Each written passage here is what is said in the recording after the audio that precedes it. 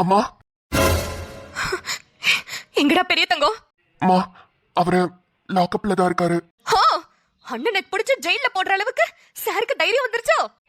அம்மா எனக்கு என்ன ஆசையா அவரை பிடிச்சு ஜெயில போடணும்னு? அப்ப பெரிய தங்கம் என்னடா பண்ணுச்சு? நீ பிடிச்சு ஜெயில போடுற அளவுக்கு ஏன் பெரிய தங்கம் என்ன பண்ணுச்சு? அம்மா அவரை கொலை பண்ணிருக்காருமா, அது அவரே ஒத்துக்கிறாரு. இல்ல இல்ல, என் புள்ள கொலை பண்ணிருக்க மாட்டான்.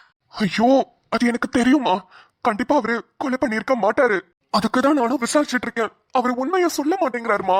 டேய், அவன் உண்மைய சொல்லலனா நீ தான்டா தேடி கண்டுபிடிக்கணும். யாரு என்ன பண்ணாங்கன்னு கண்டுபிடிக்கிறது தானடா உன்னோட வேலை.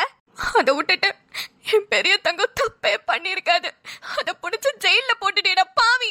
இதுக்காக தான் நீ போலீஸ் ஆகணும்னு நாங்கெல்லாம் ஆசைப்பட்டோமா. பாருங்க, நீங்க தயவு செஞ்சு எமோஷனல் ஆகாதீங்க. நான் சீக்கிரம் கண்டுபிடிக்கிறேமா. எப்ப கண்டுபிடிப்ப?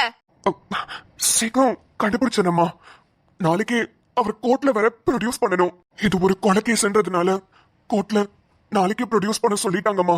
அதுக்குள்ள நான் கண்டுபிடிக்கணும். எனக்கு என்ன பண்றதுன்னு தெரியல. அவர்கிட்ட கேட்டா நான் தான் கொலை பண்ணேன்னு சொல்றாரு. எனக்கு ஒண்ணுமே புரியலமா. நீ கண்டுபிடிக்கிற வரைக்கும் என் புள்ள ஜெயில இருப்பானா? நான் என்ன பண்ண முடியும்? அவரோட ஃபிங்கர் பிரிண்ட் கத்தியில இருக்கு. அப்ப ஐச்சி என்ன சொல்லுவாரு? உங்க அண்ணன் தானே, அதனால விட்டுடு. நீ யாரு கொலை பண்ணிருப்பாங்களோ கண்டுபிடினா எனக்கு டைம் கொடுப்பாரா? சின்ன தங்கம் வேண்டாம், எனக்கு கோபமே வந்தது கிடையாது. ஆனா இப்ப என்னையவே கோபப்பட வைக்கிறீங்க.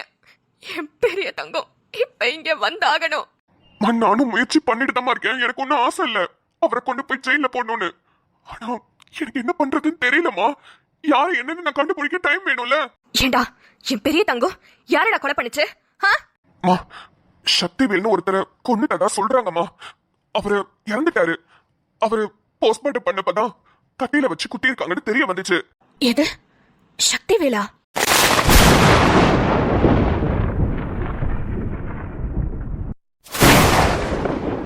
ஆமாமா, அவரு யாருன்னு தெரியல. அவருதான் இவர் கொலை பண்ணதா எவிடன்ஸ் இருக்குமா? அப்படியாப்பா? ஏப்பா உங்க போலீஸ் வேலையில யாராவது கொலை பண்ணிட்டாங்கன்னு ஒரு எவிடன்ஸ் கிடைச்சா கூட உடனே அவங்களை அரெஸ்ட் பண்ணிட்டு போயிடணும், என்ன எதுன்னு விசாரிக்கணும்னு எதுவுமே இல்லையாப்பா? நாங்க எப்படி இது பண்ண முடியும்? கோர்ட்ல தானே.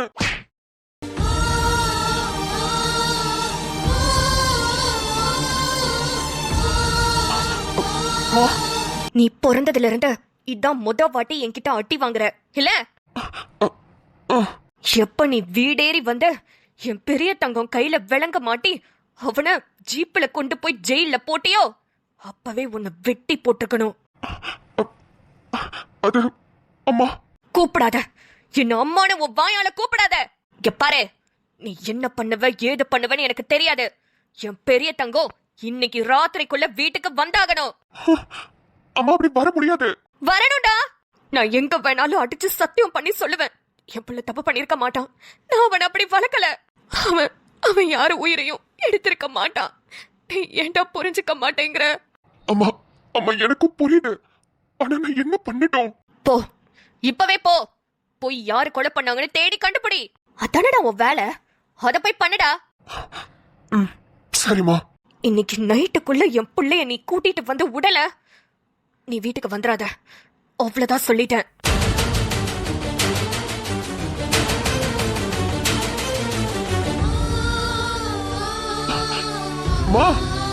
இது வரைக்கும் டேனு கூட சொல்லாத அம்மா. எப்போதுமே சின்ன தங்கோன்னு கூப்பிடுற அம்மா இன்னைக்கு இவ்வளவு கோவப்பட்டுட்டு போறாங்க. இவங்களுக்கு அண்ணனை பிடிக்கும்னு தெரியும். ஆனா நான் என்ன பண்ண முடியும்? ஐயோ, இன்னைக்கு ராத்திரிக்குள்ள எப்படி அவரை ரிலீஸ் பண்ண முடியும்?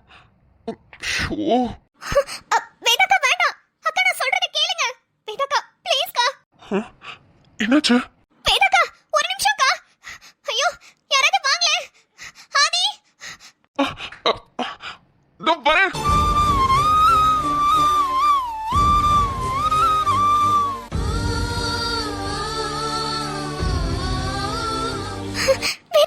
என்ன பண்ணிட்டு இருக்கீங்க நீங்க? என்ன விட்டுற நிம்மதி, எனக்கு வாழவே பிடிக்கல. நான் நிம்மதியா செத்தாது போறேன். ஐயோ அக்கா, இப்பதான் நீங்க ஒரு பெரிய ஆபத்துல இருந்து தப்பிச்சு வந்தீங்க. மறுபடியும் ஏங்க இந்த முடிவை எடுக்கிறீங்க? அதுவும் இந்த வாட்டி அகரனுக்குமா? நல்ல வேலை நான் ரூமுக்கு வந்தேன், இல்லனா என்ன ஆயிருக்கும்? என் பிள்ளையும் சாவடிச்சுட்டு நானும் செத்து போலான்டா முடிவு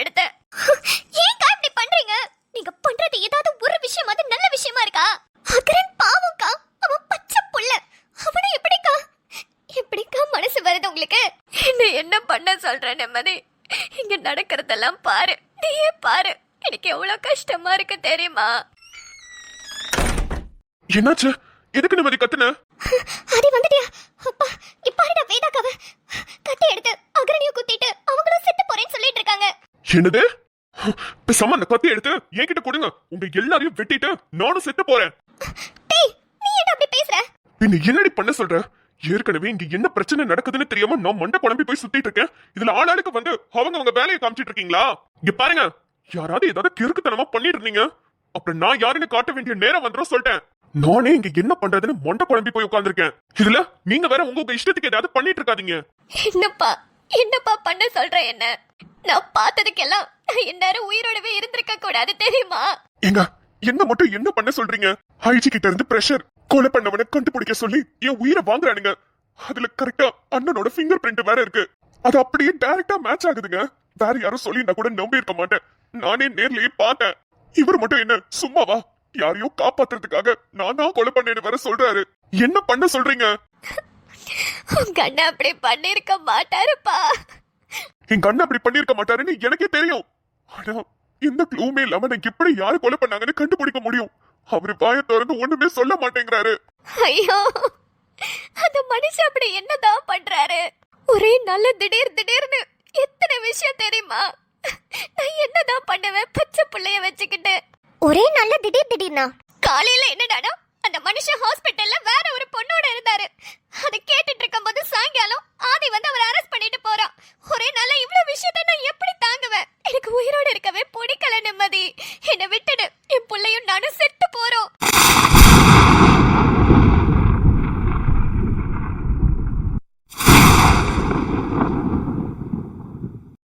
ஏங்க, என்னங்க சொல்றீங்க?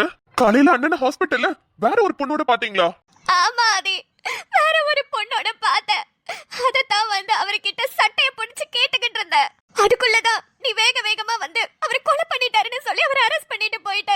என் தலையில இடியே விழுந்த மாதிரி ஆயிடுச்சு தெரியுமா? ஒருத்தி என்னதான் பண்ணுவேன் சொல்லு.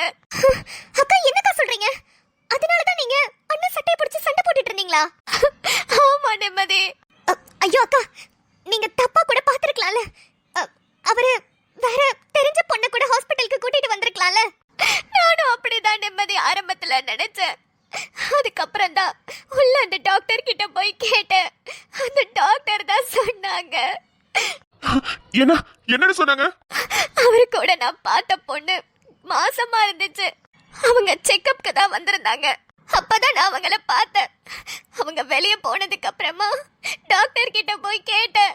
அவங்க ரெண்டு பேரும் யாருன்னு போய் கேட்டேன். அப்பதான் டாக்டர் உண்மையை சொன்னாங்க. அவங்க சொன்ன அந்த வார்த்தையை கேட்டோன்னு என் நெஞ்சே வெடிச்சிருச்சு தெரியுமா? என்ன சொன்னாங்க? அந்த பொண்ணு, அந்த மாசமா இருக்க பொண்ணு பேரு ரதி தேவினு, அவங்க வீட்டுக்கார பேரு முத்துமொழின்னு சொன்னாங்கப்பா.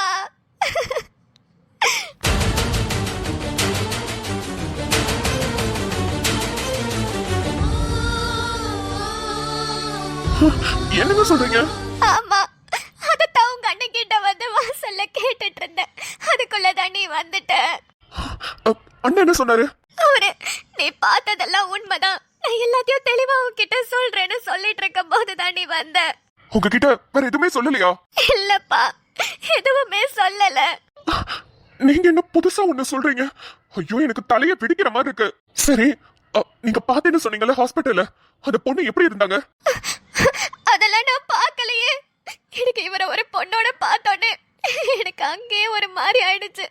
நேரா டாக்டர்கிட்ட போய் கேட்டேன். அவங்க சொன்னதை கேட்டு என் உயிரே போயிடுச்சு. ஐயோ இல்ல, நான் என்ன கேக்குறேன்னா, அவங்களோட உருவம் எப்படி இருந்துச்சுன்னு சொன்னீங்கன்னா எனக்கு ஏதாவது ஒரு க்ளூ கிடைக்கும். தயவு செஞ்சு சொல்லுங்க, கொஞ்சம் நிதானமா யோசிச்சு சொல்லுங்க. இங்க பாருங்க, அண்ணனை வெளியே கொண்டு வரணும்னா அண்ணன் சம்பந்தப்பட்ட எல்லா விஷயமும் எனக்கு ஒரு க்ளூ தான். தயவு செஞ்சு நீங்க அவங்கள பாத்தீங்கல்ல, அவங்க எப்படி இருப்பாங்க, என்ன மாதிரி இருப்பாங்கன்னு மட்டும் கொஞ்சம் ஞாபகப்படுத்தி பார்த்து சொல்லுங்க. நாளைக்கு அவரை கோர்ட்ல ப்ரொடியூஸ் பண்ணிடுங்க. அவரு தான் குற்றவாளின்னு அவர் இப்ப வரைக்கும் சொல்லிட்டு இருக்காரு. ஜட்ஜும் அதை ஓகே பண்ணிட்டாருன்னா அப்புறம் 14 வருஷம் தண்டனை. தயவு செஞ்சு நான் சொல்றதை கேளுங்க, கொஞ்சம் யோசிச்சு சொல்லுங்க. நிதானமா யோசிங்க.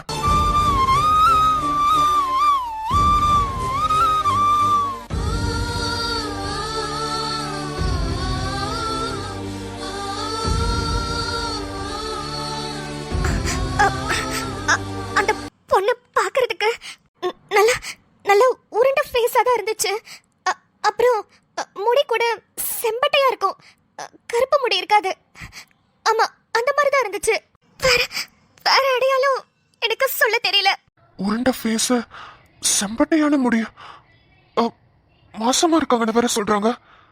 இதெல்லாம் வச்சு பார்க்கும்போது அன்னைக்கு நம்ம சூப்பர் மார்க்கெட்ல அண்ணன் கூட ஒரு பொண்ணு வந்துச்சே, அத கூட லிஃப்ட் கேட்டு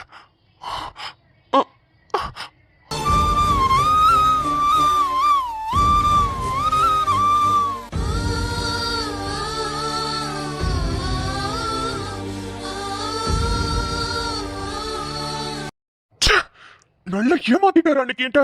அன்னைக்கு கேட்டப்ப அந்த பொண்ணு லிஃப்ட் கேட்டாங்க, கூட்டிட்டு வந்ததாகவும் யாருன்னே தெரியலன்னு சொன்னாரு. ஆனா இன்னைக்கு இவங்க சொல்றதெல்லாம் வச்சு பார்க்கும்போது மாசமா இருக்க உருண்ட ஃபேஸ் எல்லாம் சொல்றாங்க. அப்ப கண்டிப்பா அவங்களாதான் இருக்குமோ? ஆதி, என்னடா பண்ண போற? இரு, கொஞ்சம் பக்கத்துல நெருங்கின மாதிரி எனக்கு தோணுது. அப்படியா? ஏங்க, எந்த ஹாஸ்பிட்டல் போனீங்க? அக்ரேட் கே போத காட்டுவோல, ஏசிசி ஹாஸ்பிட்டல். அங்கதான் கைனகாலஜிஸ்ட், அவங்க பேரு கூட டாக்டர் ரம்யா, அவங்க கிட்ட தான் இவங்க செக்கப்க்கு போறாங்க. ஓ அப்படியா? சரி, நான் போய் அவங்கள விசாரிக்கிறேன். ஆதி, அந்த பொண்ணு யாருப்பா? ஏப்பா உங்க அண்ணன் அந்த பொம்பளை கூட அலைஞ்சிட்டு இருக்காரு? இங்க பாருங்க, நீங்க நினைக்கிற மாதிரிலாம் அண்ணன் கண்டிப்பா பண்ணிருக்க மாட்டாரு. இதுல வேற ஏதோ ஒரு விஷயம் இருக்கு. அண்ணன் பொண்ணுங்க விஷயத்துல ரொம்ப ரொம்ப நல்லவரு. அதையும் தாண்டி கண்டிப்பா கொலையும் பண்ணிருக்க மாட்டாரு. இது ரெண்டுமே ஏதோ ஒரு கனெக்ஷன் மாதிரி தான் இருக்கு. நான் கண்டுபிடிக்கிறேன், சீக்கிரமாவே கண்டுபிடிக்கிறேன். ஆனா தயவு செஞ்சு நீங்களும் உங்களோட பங்குக்கு எங்களை டார்ச்சர் பண்ணாதீங்க. அகரன்னு பாத்துக்கிட்டு நீங்க வீட்டுக்குள்ள மட்டும் தைரியமா இருங்க.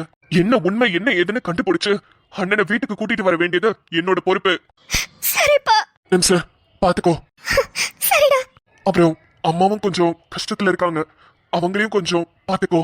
நான் பாத்துக்கிறேன், நீ போயிட்டு வா. ம்.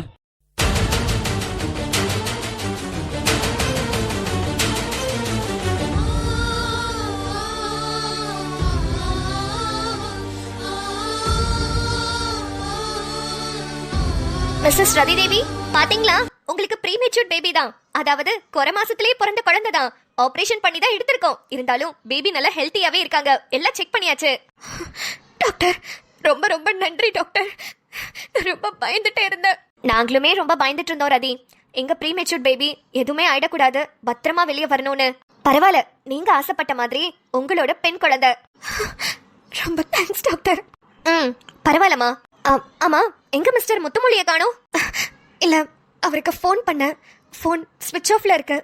முக்கியமான வேலையில இருப்பாருன்னு நினைக்கிறேன். வருவாரு. Okay okay. அப்புறம் உங்களுக்கு சிசேரியன் பண்ணிருக்கு, பாத்துக்கிறதுக்கு யாரும் இல்லையா? நீங்க ரொம்ப ஸ்ட்ரெயின் பண்ணிடக்கூடாது, நடக்கவே முடியாது. ஒரு 3 நாள் இங்கே நல்ல பெட் ரெஸ்ட் எடுக்கணும். அப்பனாதான் உங்களுக்கும் உடம்பு நல்லா இருக்கும், குழந்தைக்கும் ஆரோக்கியமா இருக்கும். பாத்துக்கிறதுக்கு யாரும் இல்லை டாக்டர். இப்பவே என்ன அட்மிட் பண்றதுக்கு தான் பக்கத்து வீட்டு அம்மாவை கூட்டிட்டு வந்தேன். அவங்களுக்கும் வேலை இருக்கும்ல, நான் அவங்களையும் வீட்டுக்கு அனுப்பிட்டேன். சரி சரி, நீங்க இங்க இருந்து டிஸ்சார்ஜ் ஆகி போற வரைக்கும் நான் ஒரு நர்ஸ் இங்கே இருக்க சொல்றேன். உங்களுக்கு ஏதாவது தேவைன்னா அவங்க கிட்ட கேளுங்க, அவங்க உங்களுக்கு ஹெல்ப் பண்ணுவாங்க. ரொம்ப ரொம்ப தேங்க்ஸ் டாக்டர். ஒன்றும் பிரச்சனை இல்லைம்மா, உங்களை ஆரம்பத்துல இருந்து பார்த்துட்டு தானே வரேன். குழந்தை ஆக்டிவா இல்லைன்னு பயந்தேன் தான், ஆனா இப்போ எப்படியும் நல்லபடியா டெலிவரி பண்ணியாச்சு. டாக்டர், நான் இன்னைக்கே வீட்டுக்கு போலாமா? என்னது? நோ நோ நோ நோ, இன்னைக்குலாம் வீட்டுக்கே போக முடியாது, சான்ஸே இல்ல. ஹேமா, சில பேருக்குலாம் சி செக்ஷன் பண்ணி குடும்பமே பாத்துக்கிறதுக்கு இருப்பாங்க. அப்படி இருக்கும்போதே நாங்க அனுப்ப மாட்டோம். ஆனா உங்களுக்கு சி செக்ஷன் பண்ணி கொஞ்சம் நேரம் கூட ஆகல, அதுக்குள்ள நீங்க வீட்டுக்கு போலாமான்னு கேக்குறீங்க. மேடம் இல்ல, நான் சொல்றேன்னு என்ன தப்பா எடுத்துக்காதீங்க. என்னால 3 நாள்ல இங்க இருக்க முடியாது மேடம். அந்த அளவுக்கு ஃபீஸ் கட்டுறதுக்கு என்கிட்ட காசும் இல்ல. அவருக்கு ஃபோன் பண்ண, அவர் ஃபோனும் ஸ்விட்ச் ஆஃப்ல தான் இருக்கு. கண்டிப்பா அடுத்து எப்போ வருவாருன்னு எனக்கு தெரியாது. அது வரைக்கும் என்னால இங்கே இருக்க முடியாது. ஐயோ ரதி, நீங்க அதுக்கு தான் கவலைப்படுறீங்களா? Doctor fees, delivery fees, pre delivery, post delivery, C section பண்ணா எவ்வளோ ஆகும் எல்லாத்தையுமே பில் போட்டு அப்பவே மிஸ்டர் முத்துமொழி பே பண்ணிட்டாரு.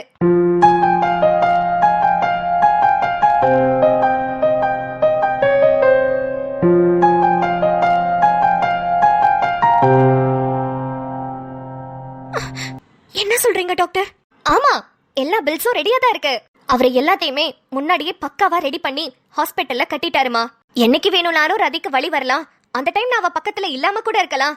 அதுக்காக எல்லாத்தையுமே நான் முன்கூட்டியே கட்டிடுறேன்னு சொல்லிட்டாரு. ஆக்சுவலா சொல்ல போனோம்னா அவருக்கு தான் நாங்க மீதி பணம் தரணும். எப்படியும் உங்களை டிஸ்சார்ஜ் பண்ண வருவாருல, அப்ப மீதி பணத்தை கொடுத்துடலாம் தான் நினைச்சிட்டு இருந்தோம். இது எப்ப நடந்துச்சு எனக்கு தெரியாதே. அவரு ஒரு வாரத்துக்கு முன்னாடியே வந்து எல்லாத்தையும் செட்டில் பண்ணிட்டாரு. சரிங்க டாக்டர், இருந்தாலும் நீங்க ரொம்ப கொடுத்து வச்சவங்க. இந்த மாதிரிலாம் நான் பார்த்ததில்ல. சரி, இந்தாங்க பாப்பாவை பிடிங்க, நல்லா ஃபீட் பண்ணுங்க. குழந்தை நிறையவே பால் குடிக்கணும். ஏன்னா ப்ரீமெச்சூர்ட் பேபியில குறைப்பிரசவ குழந்தைங்க உங்களோட தாய்ப்பால்ல தான் நல்லபடியா வளர்ந்து வருவாங்க. சரிங்க டாக்டர். பால் கொடுத்ததுக்கு அப்புறமா குழந்தைய கொடுங்க, இன்குபேட்டர்ல வைக்கணும். சரி, இந்தாங்க. எதுவும் ஹெல்ப் வேணும்னா கூப்பிடுங்க, நான் வரேன். சரிங்க டாக்டர்.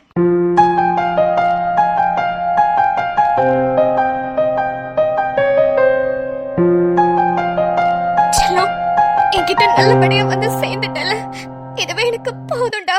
நான் ஆசைப்பட்ட மாதிரி பொண்ணாவே வந்து பிறந்துட்ட. ஆனா ஆனா இந்த உலகத்துல ரொம்ப தைரியமான பொண்ணா உன்னை நான் வளர்க்க போறேன். நான் பட்ட கஷ்டங்கள் எதையுமே உன்னை பட விட மாட்டேன். உன்கிட்ட படிப்பும் தைரியமும் மட்டும்தான் இருக்கணும். காசு பணம் இல்லைன்னா கூட சம்பாரிச்சுக்கலாம்டா. ஆனா தைரியமா இல்லைன்னா என்ன மாதிரி மறைஞ்சு மறைஞ்சு தாண்டா வாழணும். இங்க பாரு தங்கம், நீ குறை மாசத்துல வேணா பிறந்திருக்கலாம். ஆனா வாழ்க்கையில உனக்கு எந்த குறையுமே அம்மா வரவிட மாட்டேன் தங்கம். நீ எப்போதுமே சந்தோஷமா, ரொம்ப ரொம்ப சந்தோஷமா இருக்கணும். என்ன?